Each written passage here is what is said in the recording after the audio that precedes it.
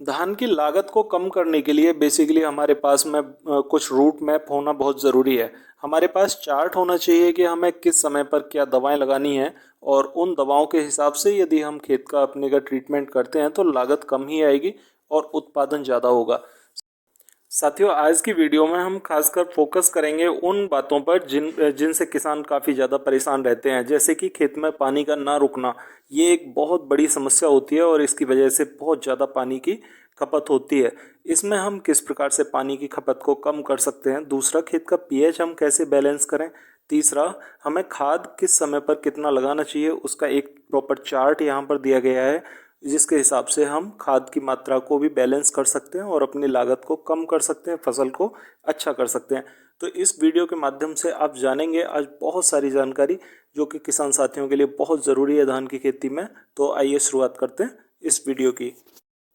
साथियों, खेत की तैयारी करते समय ही हमें बहुत सारी चीज़ों पर फोकस करना चाहिए जिसमें कि पानी का ना रुकना एक बड़ी समस्या बन जाता है और इसकी रोकथाम हम पहले ही कर सकते हैं।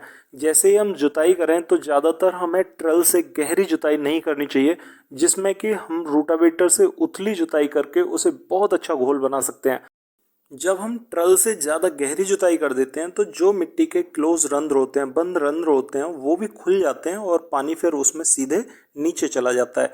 या मिट्टी में जब दरारें खुलती हैं तो वो बहुत ज़्यादा गहरी हो जाती हैं और जिसकी वजह से पानी सीधे नीचे जाता रहता है और ये पानी को बहुत ज़्यादा सोखता है। साथियों, पीएच का अनबैलेंस होना भी मिट्टी में पानी की सोखने की क्षमता को बढ़ा देता है। इससे पानी बहुत ज़्यादा मिट्टी पीती रहती है और पानी ऊपर नहीं ठहरता है। तो इसकी रोकथाम भी हमें पीएच को कंट्रोल करके करनी चाहिए। खेतों में जिंक सल्फेट की बहुत ज़्यादा कमी हो रही है और कार्बन की कमी होने के कारण यहाँ पर हमें ह्यूमिक एसिड डालना चाहिए कार्बन की पूर्ति के लिए और जिंक सल्फेट 10 किलोग्राम प्रति एकड़ डाल देना चाहिए जिंक की पूर्ति करने के लिए। साथियों, जब भी हमें लगे कि हमारे खेत का पीएच अनबैलेंस है, यानी कि 5 से यानी 5.5 से लेकर 7.5 तक या 5 से लेकर 7 के बीच में अगर पीएच है तो वो अच्छा है, और यदि इससे ऊपर यानी कि 7 से ऊपर है तो वो मिट्टी हमारी क्षारीय मिट्टी हो जाती है और 5 से अगर नीचे जा रहा है तो वो अम्लीय मिट्टी होती है। और इस मिट्टी को बैलेंस करने के लिए, यानी यहाँ पीएच को बैलेंस करने के लिए हमें पहले ही पानी पर, जैसे ही हम पलेवा करने के लिए पानी लगाते हैं उसी समय हमें 2 किलोग्राम फिटकरी प्रति एकड़ ज़मीन में छोड़नी चाहिए। ये हमारे पीएच को बैलेंस करने में बहुत अहम भूमिका निभाती है। इसीलिए हमें ये काम सबसे पहले कर देना चाहिए जब भी हम पहले पानी पर पलेवा करें। साथियों, जिंक सल्फेट जब डालना हो तो उसे अकेला लगाएं। जिंक सल्फेट को आप यूरिया के साथ में मिला के लगा दें, कोई प्रॉब्लम नहीं है, लेकिन डीएपी के साथ में नहीं मिला के लगाना चाहिए। इसमें जो डायमोनियम फॉस्फेट है उसके साथ में ये रिएक्शन करता है और इसका रिजल्ट हमें प्रॉपर नहीं मिल पाता है, इसलिए इसे यूरिया के साथ में अलग से लगा दें, तब ये ज़्यादा अच्छा काम करता है। साथियों, धान की फसल में खरपतवारों का होना किसान साथियों के लिए बहुत बड़ा सरदर्द बन जाता है। आपने देखा होगा कि धान की फसल में अगर खरपतवार हो गए तो फिर खरपतवारों की निराई गुड़ाई करो और निराई गुड़ाई से भी वो ख़त्म नहीं होते, फिर स्प्रे के माध्यम से हमें दवाएं लगानी पड़ती हैं और फिर जब पौधा हमारा दबने लगता है तो फिर पौधे को उभारने के लिए हमें एक डोज एक्स्ट्रा लगानी पड़ती है। तो ये हमारी लागत को बहुत बढ़ाता है। इसीलिए हमें पहले ही खरपतवारों का बिल्कुल सफाया कर देना चाहिए, जिसमें कि हमें पेटिलाक्लोर दवा लगा देनी चाहिए धान की लगाई के लगभग 36 घंटे के अंदर। और यदि हम धान के साथ में दवा नहीं लगाना चाहते हैं, बहुत सारे किसान साथियों को ये लगता है कि इस दवा से धान की ग्रोथ पर इफेक्ट पड़ता है, तो बेटर है कि आप उससे पहले जब भी पलेवा करें या पानी लगाएं तो पानी के साथ में उस दवा को लगा दें, जिससे कि वो दवा नीचे चली जाती है पानी के साथ और वहाँ पर खरपतवारों को अंकुरित होने से रोक देती है। तो ये भी एक अच्छा समाधान होता है खरपतवारों को रोकने का। साथियों, धान की रोपाई का वक्त जो होता है वो बड़ा महत्वपूर्ण होता है पौधे के विकास के लिए। आप यहाँ पर देखेंगे कि लगभग 36 घंटे के अंदर पौधे की जड़ें मिट्टी को पकड़ने लगती हैं और बाहर नई जड़ों का भी विकास होने लगता है।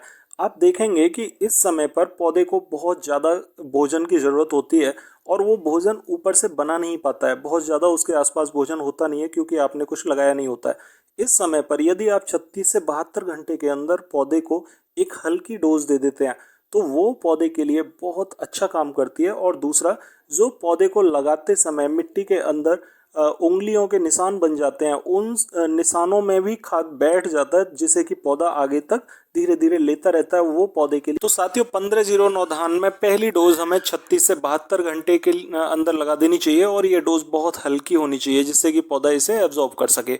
दूसरी डोज हमें लगभग 12 से 15 दिन के बीच में कभी भी लगा दें और इसे हमें 12 दिन पर फोकस करके लगा देना चाहिए। तीसरी डोज हमें 20 से 25 दिन में लगा देनी चाहिए और हमें ये जो प्रोसेस है पहली 3 डोज का ये 1 महीने के अंदर कंप्लीट कर देना चाहिए।